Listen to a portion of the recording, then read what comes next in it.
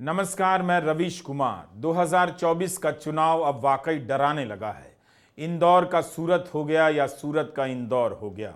इंदौर और सूरत में जो भी हुआ, अगर आप उसे उम्मीदवार की लूट नहीं कहते हैं, चुनाव की लूट नहीं कहते हैं, तो लोकतंत्र और चुनाव की समझ पर आपने धर्म की पट्टी चढ़ा ली है। आप जानते सब हैं, मगर नहीं जानने की नौटंकी कर रहे हैं। आपसे बेहतर तो वो लोग थे जो इस देश की आज़ादी और लोकतंत्र के लिए अपना सब कुछ दांव पर लगा गए, और आप हैं कि धर्म के नाम पर नहीं जानने की नौटंकी कर रहे हैं। इंदौर में आज जो भी हुआ, अगर उससे वहां के 27 लाख वोटरों को ठेस नहीं पहुंचती है, तो इसका मतलब है कि लोकतंत्र नाम का विचार भी उनके बीच से खत्म होता जा रहा है। विधानसभा के बाद इंदौर में 40,000 से ज्यादा नए नाम मतदाता सूची में जोड़े गए हैं। इनमें से ज्यादातर ऐसे युवा हैं जो पहली बार मतदान करेंगे। उनके सामने भी दो राष्ट्रीय पार्टियों में से एक के चुनने का विकल्प समाप्त हो गया है।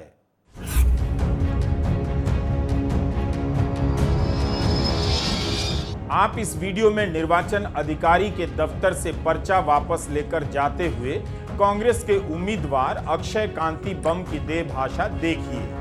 उन्हें पता है कि जो किया है वो इस देश के लोकतंत्र के प्रति अपराध है, इसलिए नजर नीची करके चले जा रहे हैं। सर झुका हुआ है और साथ में हाथ पकड़े हुए हैं बीजेपी के विधायक रमेश मेंदोला।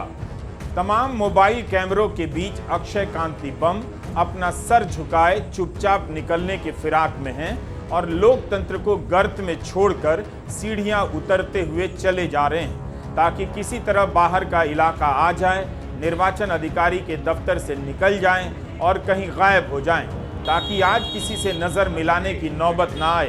बीजेपी को भी भरोसा नहीं कि उसकी पार्टी में आने वाला यह कांग्रेसी खुद चलकर आ जाएगा, कहीं रास्ता ना बदल ले, बीच रास्ते से गायब ना हो जाए, इसलिए उसे घेर कर बीजेपी के ही लोग अपने साथ लिए जा रहे हैं।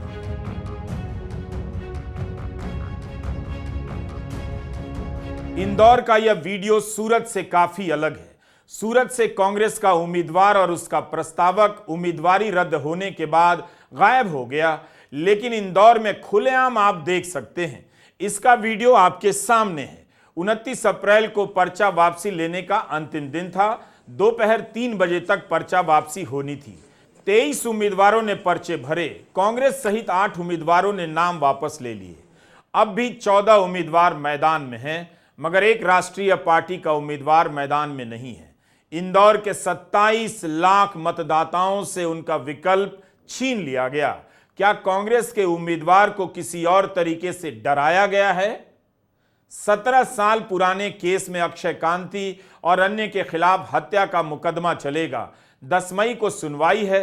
दैनिक भास्कर ने लिखा है कि इंदौर लोकसभा से कांग्रेस प्रत्याशी अक्षय कांति बम सहित अन्य लोगों पर 17 साल पुराने केस में हत्या के प्रयास की धारा 307 बढ़ा दी है। 2007 की यह घटना है। जमीन के विवाद का मामला है। आरोप है कि अक्षय कांति और अन्य ने यूनुस पटेल की जमीन खाली कराने का प्रयास किया। बहस हुई तो फसल में आग लगा दी और गोली चलाने का प्रयास हुआ। गोली किसी सतवीर ने चलाई, लेकिन यूनुस पटेल को नहीं लगी। इस मामले में अभियुक्त गण कांति लाल एवं अक्षय जमानत पर हैं। न्यायिक मजिस्ट्रेट प्रथम श्रेणी निधि नीलेश श्रीवास्तव ने आरोपियों को 10 मई को कोर्ट में पेश होने के आदेश दिए हैं। इस तरह के मामले तो इस देश में अनेक हैं। क्या इस वजह से अक्षय कांति को डरा दिया गया, या ये वजह रही होगी कि 10 मई को पता नहीं क्या हो जाए तो उम्मीदवारी वापस ले लेते हैं? अदालत को भी देखना चाहिए कि उसके फैसले का इस्तेमाल किस रूप में हो सकता है, और चुनाव आयोग को भी कि कहीं यह मामला उम्मीदवार को भयभीत करने से तो नहीं जुड़ा है। 2007 का मामला है। यह भी सब कुछ नियम के तहत ही हो रहा है। कोर्ट ने फैसला दिया तो आप क्या कह सकते हैं? चुनाव के कारण कोर्ट फैसला नहीं देगा, आप ये तो नहीं कह सकते। लेकिन इसी फैसले के बाद अगर उम्मीदवार अपना पर्चा वापस लेकर बीजेपी के नेताओं के साथ बाहर जाए और बीजेपी में शामिल हो जाए, तो क्या यह भय और प्रलोभन का मामला नहीं बनता? अगर इसी तरह उम्मीदवारों ने अपना नाम वापस लेना शुरू कर दिया, तब इस चुनाव का क्या मतलब रह जाएगा? इंदौर के निर्वाचन अधिकारी के बयान से तो सब कुछ सामान्य लगता है। मुख्य चुनाव आयुक्त ने कहा है कि किसी को भयभीत किया जा रहा है, फील्ड के अधिकारी इस पर नजर रखेंगे। जाहिर है इसमें मतदाता से लेकर उम्मीदवार तक की सुरक्षा और निर्भीकता शामिल है। हम 2100 ऑब्जर्वर्स को अपॉइंट कर रहे हैं और इस बार उनको हमने क्या खास सख्त हिदायत दी है, और जो भी डीओज लेवल प्लेइंग फील्ड प्रोवाइड कर रहे हैं कि नहीं कर रहे हैं वो स्पेसिफिकली इसको देखेंगे। Inducement and coercion intimidation free election हो, इस पर स्पेसिफिकली नजर रखेंगे, हमें रिपोर्ट करेंगे। इतनी तैनाती के बाद यह तीसरी घटना हो गई। खजुराहो में समाजवादी पार्टी के उम्मीदवार का पर्चा रद्द हो गया। रद्द होने के पीछे किसी तरह की साजिश थी या नहीं, इसकी कोई जानकारी नहीं है। सूरत में भी नीलेश कुंभानी ने सपने में तो नहीं देखा होगा कि इस बार चुनाव नहीं लड़ते हैं। सूरत से इंदौर इस मामले में अलग है कि इंदौर में सब कुछ कैमरे के सामने हुआ। आपने वीडियो में देखा कि बीजेपी के लोग कांग्रेस के उम्मीदवार को पकड़कर अपनी पार्टी में लिए जा रहे हैं। मध्य प्रदेश सरकार में मंत्री कैलाश विजयवर्गीय ने खुद ही ट्वीट कर इंदौर से कांग्रेस के लोकसभा प्रत्याशी अक्षय कांति बम जी का स्वागत किया है और इस ट्वीट को प्रधानमंत्री नरेंद्र मोदी, बीजेपी अध्यक्ष जेपी नड्डा, मध्य प्रदेश के मुख्यमंत्री मोहन यादव को टैग किया है। लिखा है कि इनके नेतृत्व में अक्षय कांति का बीजेपी में स्वागत है। मतलब अब छिपाने की भी जरूरत नहीं कि इस खेल से प्रधानमंत्री अनजान हैं। आमतौर पर ऐसे मामलों से प्रधानमंत्री को दूर रखा जाता है, लेकिन कैलाश विजयवर्गीय गर्व के साथ इसे प्रधानमंत्री से लेकर राज्य के मुख्यमंत्री को टैग करते हैं और ट्वीट करते हैं। तब भी निर्वाचन अधिकारी की प्रतिक्रिया से लगता है कि सब कुछ कितना रूटीन की तरह होता जा रहा है। क्योंकि आज नाम वापसी हो रही है और शाम के 3 बजे तक का समय है नाम वापसी का, और इसी क्रम में अभी तक 3 अभ्यर्थियों के द्वारा अपना जो निर्धारित फॉर्मेट होता है उसमें प्रस्तुत किया गया है नाम वापसी हेतु आवेदन। और इसी क्रम में जो कांग्रेस कैंडिडेट थे अक्षय बम, उनके द्वारा भी अपना नामांकन वापसी का आवेदन स्वयं आकर दिया गया है। उसमें उनके हस्ताक्षर का मिलान भी कराया गया है और साथ साथ प्रॉपर वीडियोग्राफी भी सीसी कराई गई। जब हलफनामों की जांच हो रही थी तब भी भाजपा के लीगल सेल ने सवाल उठाया कि अक्षय कांति बम के नामांकन में धारा 307 के मामले का जिक्र नहीं है। खजुराहो में पर्चा रद्द हुआ, कौन जानता है कि पर्दे के पीछे किस तरह का खेल खेला गया होगा। कांग्रेस ने सूरत को लेकर चुनाव आयोग से शिकायत की थी। हमें नहीं पता कि सूरत के मामले में चुनाव आयोग ने उस शिकायत पर क्या फैसला दिया। ऐसा लग रहा है कि कहीं कुछ भी गलत नहीं हो रहा है, बस विपक्ष के ही उम्मीदवारों के पर्चे रद्द हो रहे हैं, विपक्ष के ही उम्मीदवारों के पर्चे वापस लिए जा रहे हैं और विपक्ष का ही उम्मीदवार बीजेपी में शामिल हुआ जा रहा है और यह सब सही होता जा रहा है। अब वही बीजेपी में शामिल हो रहे हैं और कैलाश विजयवर्गीय फोटो ट्वीट कर रहे हैं। उन्होंने कितने आत्मविश्वास से सभी को फोटो टैग कर दिया कि कांग्रेस के उम्मीदवार को खुद अपनी कार में लेकर जा रहे हैं। अब इस सवाल का मतलब ही नहीं है कि इसमें प्रधानमंत्री का रोल है या नहीं, या उनकी जानकारी में हुआ है या नहीं, क्योंकि यह ट्वीट प्रधानमंत्री को भी टैग किया गया है। खजुराहो में समाजवादी पार्टी की उम्मीदवार मीरा यादव का पर्चा रद्द हुआ।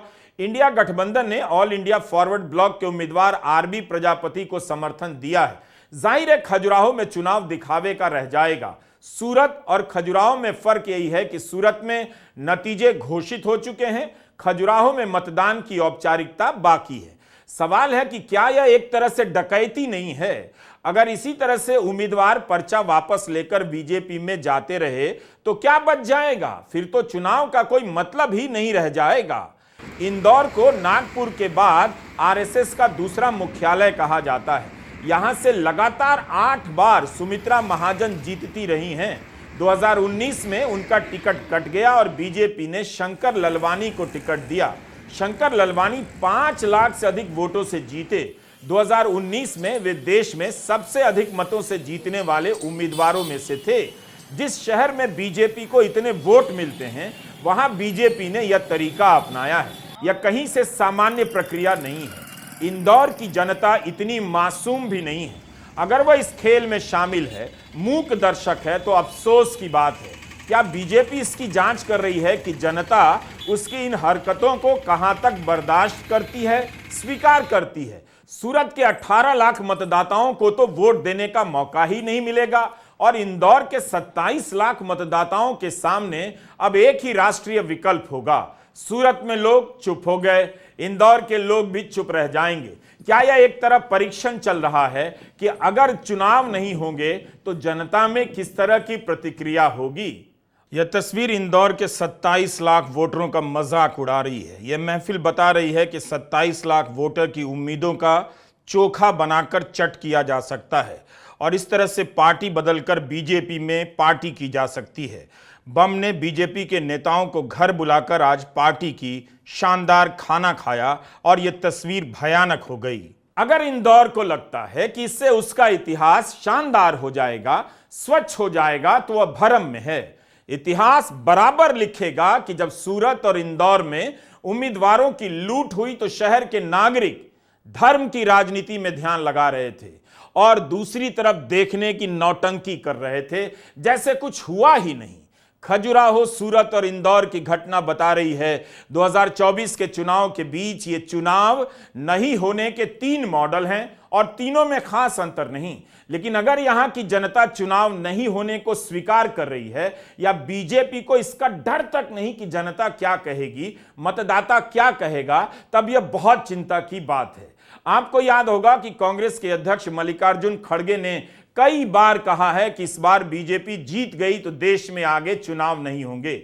जिस तरह से इंदौर में खुलेआम यह खेल हुआ है, यही डर का कारण है कि यह चुनाव कितना भयमुक्त हो रहा है। जब चुनाव भयमुक्त नहीं होता हुआ लग रहा है, तब यह लोकतंत्र और चुनाव कितना चुनाव बचा रह गया है। सूरत से कांग्रेस के उम्मीदवार नीलेश कुंभानी की उम्मीदवारी रद्द हुई। अचानक खबर आ जाती है कि उनके प्रस्तावकों के हस्ताक्षर सही नहीं है, प्रस्तावक गायब हैं। कांग्रेस के साथ साथ बाकी सभी उम्मीदवार अपना पर्चा वापस ले चुके हैं और बीजेपी के उम्मीदवार को विजेता का प्रमाण पत्र दे दिया जाता है। इस चुनाव में सूरत के 18 लाख मतदाताओं से वोट डालने का सुख छीन लिया गया। धर्म की राजनीति ने पिछले कई दशकों में उन्हें इस हाल पर ला छोड़ा है कि बोल भी नहीं पा रहे हैं। सूरत के अखबारों में विस्तार से खबरें छपी हैं कि किस तरह बीजेपी ने पर्दे के पीछे से खेल की योजना बनाई, लेकिन इंदौर में तो सब कुछ कैमरे के सामने हुआ। सब देखते रहे कि कांग्रेस का प्रत्याशी पर्चा वापस लेकर कहां जा रहा है, किसके साथ जा रहा है। गोदी मीडिया लोकतंत्र का हत्यारा है। उसने सूरत की घटना को तुरंत भुला दिया, लेकिन सूरत पर आप हमारे दोनों वीडियो जरूर देखिएगा। अभी वक्त नहीं है तो कोई बात नहीं, जब लोकतंत्र का सत्यानाश पूरा हो जाएगा तो आपके पास भी काफी वक्त रहेगा, तब हमारा वीडियो देख लीजिएगा। कई तरह के किस्से चलाए जा रहे हैं ताकि लगे कि कांग्रेस का उम्मीदवार कांग्रेस से नाराज था, कांग्रेस के नेतृत्व की गलती है। ऐसी कहानियां कभी भी बनाई जा सकती हैं। गोदी मीडिया मिनटों में साबित कर देगा कि इसमें बीजेपी का कोई दोष नहीं। मध्य प्रदेश में 2 चरणों के मतदान हुए, दूसरे चरण में 9% वोट कम हुआ है 2019 की तुलना में। यही नहीं, महिलाओं के वोट में भी गिरावट देखी गई है, बहुत भारी। मूल बात है कि 27 लाख मतदाताओं को विकल्पों से वंचित कर दिया गया। इस घटना को नॉर्मल मान लेना भी खतरनाक है। चुनाव जनता के बीच और उम्मीदवारों के बीच होने चाहिए। किस उम्मीदवार के साथ क्या हो रहा है, उसके परिवार और रिश्तेदार को केस मुकदमों का डर दिखाया जा रहा है या क्या किया जा रहा है, विपक्ष के उम्मीदवार को कैसे भयभीत किया जा रहा है, आप नहीं जानते हैं। अगर यही होता रहा तो जनता कुछ और चाहती होगी और नतीजा कुछ और निकलने वाला है। झारखंड के मुख्यमंत्री चंपई सोरेन ने ट्वीट किया है कि पहले अरुणाचल प्रदेश में 10 विधायक निर्विरोध, फिर खजुराहो में नामांकन रद्द, उसके बाद सूरत में निर्विरोध, अब इंदौर में निर्विरोध। सूरत में बीएसपी उम्मीदवार को क्राइम ब्रांच ने मोबाइल लोकेशन से तलाश कर जबरन होटल पहुंचाया। इंदौर के कांग्रेस उम्मीदवार अक्षय कांति बम के 17 साल पुराने केस में 3 दिन पहले धारा 307 बढ़ा दी गई। मतलब साम दाम दंड भेद किसी भी हद तक जाकर जनता के अधिकारों का दमन करके सत्ता के शीर्ष तक पहुंचना ही इनका एकमात्र लक्ष्य है। चंपई सोरेन सवाल उठाते हैं कि क्या आपको अब भी लगता है कि अगर ये लोग सत्ता में लौटे तो देश का लोकतंत्र और आपके संवैधानिक अधिकार सुरक्षित रहेंगे? आज इंदौर में एक कांग्रेस का प्रत्याशी था, उस पर 3 दिन पहले कोर्ट से 307 की धारा बढ़वाई गई। 307 कोई केस था उसका पुराना, उसको डराया गया, धमकाया गया, रात भर उसको यातना दी गई अलग अलग प्रकार की। और आज सुबह कांग्रेस के प्रत्याशी को ले जाके फॉर्म निकलवा दिया। जो मैसेज था, ये मैसेज क्या है? ये मैसेज है इंदौर वासियों कि आपके वोट के अधिकार का उपयोग भी करना है। मैं प्रार्थना करता हूं पूरे प्रदेश की जनता से, मैं प्रार्थना करता हूं पूरे देश की और खासकर इंदौर की जनता से कि लोकतंत्र में आपको बिलीव है, विश्वास है, तो फिर इस तानाशाही के अगेंस्ट पूरे देश को, प्रदेश को खड़ा होना पड़ेगा। अब ये कांग्रेस बीजेपी का विषय है ही नहीं। जो परिवार का साथी ये सोचता है कि मुझे वोट देकर मेरी सरकार चुननी है, मेरा जनप्रतिनिधि चुनना है, मुझे आगे भी मेरे देश में लोकतंत्र को जिंदा रखना है, मेरा आरक्षण मजबूत रखना है। बहुत से टीवी के जानकार आपको तुरंत समझा देंगे कि यह कांग्रेस के नेतृत्व की कमजोरी है, कांग्रेस को पार्टी मैनेज करना नहीं आता है। मगर कोई भी यह नहीं बताएगा कि प्रचंड बहुमत की ताकत से लैस, कई हजार करोड़ के चंदे से लैस बीजेपी ऐसा क्यों कर रही है? वह क्यों किसी दल के उम्मीदवार को मैदान से हटा रही है? क्या उसका ऐसा करना मतदाताओं को धोखे में नहीं डालना है, वोट डालने के अधिकार से वंचित नहीं करना है? क्या इसीलिए यह सब किया जा रहा है कि चुनाव ना हो? यहां बड़ी खबर क्या है, इस पर गौर कीजिए। कांग्रेस का कमजोर होना या बीजेपी का मैदान से किसी उम्मीदवार को किसी भी प्रकार से हटाकर अपनी पार्टी में मिला लेना, सब कुछ साफ साफ दिख रहा है। मगर अंग्रेजी बोलने वाले निहायत ही थर्ड क्लास गोदी संपादक आपको कहीं और दिखाना चाहते हैं। उनके लिए लोकतंत्र की यह लूट भी सामान्य चुनावी हेराफेरी की घटना है। ऐसे ही लोग हर चुनाव में इस तरह की घटिया रिपोर्टिंग से चुनावी करतूतों को आपकी नजरों में सामान्य बताते रहे हैं। भारत में आज कम से कम कर्नाटका के सेक्स कांड की चर्चा होनी थी। जेडीएस का उम्मीदवार प्रज्वल रेवन्ना देश से भाग गया है।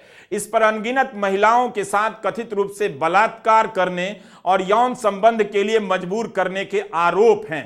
प्रधानमंत्री मोदी ने इसका प्रचार किया था। इस कांड से देश को सन्नाटे में आ जाना चाहिए, मगर यह खबर भी सामान्य खबर की तरह पीछे धकेल दी गई।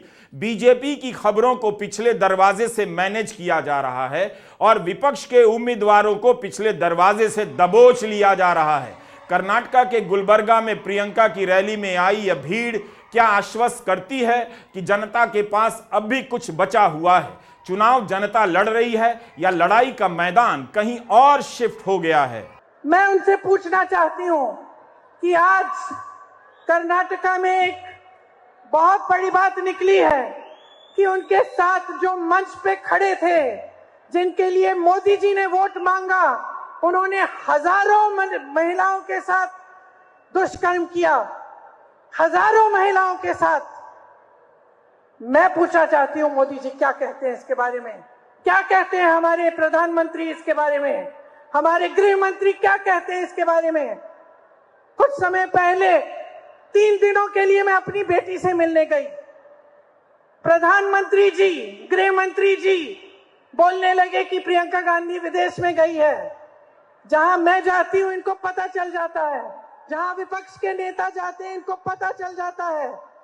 लेकिन इस तरह का अपराधी, इस तरह का राक्षस इस देश को छोड़ के चले जाता है और इनको पता नहीं चलता। हम कैसे यकीन कर सकते हैं इस बात पर? निठारी कांड से भी ज्यादा घिनौना बलात्कार कांड है। और यह बलात्कार कांड किसी और ने नहीं, भारत के पूर्व प्रधानमंत्री के पौत्र ने किया है, जो अभी मोदी जी के साथ है। भारत के प्रधानमंत्री को बोलना चाहिए। ये महिलाओं के साथ दमन का, बलात्कार का, शोषण का, उनके चीरहरण का मामला है, उनकी इज्जत को तार तार करने का मामला है। मुझे बड़ी हैरानी है कि अभी तक भारत के प्रधानमंत्री खामोश है इतनी बड़ी घटना पे। इंदौर और तेलंगाना से आने वाली खबरें बता रही हैं कि 2024 के चुनाव के पहले 2 मुख्यमंत्रियों को जेल में डालने के बाद अब तेलंगाना के मुख्यमंत्री को दिल्ली पुलिस ने 1 मई को दिल्ली बुलाया है। रेवंत रेड्डी से कहा गया है कि उन्हें अपने इलेक्ट्रॉनिक डिवाइस जमा कराने होंगे।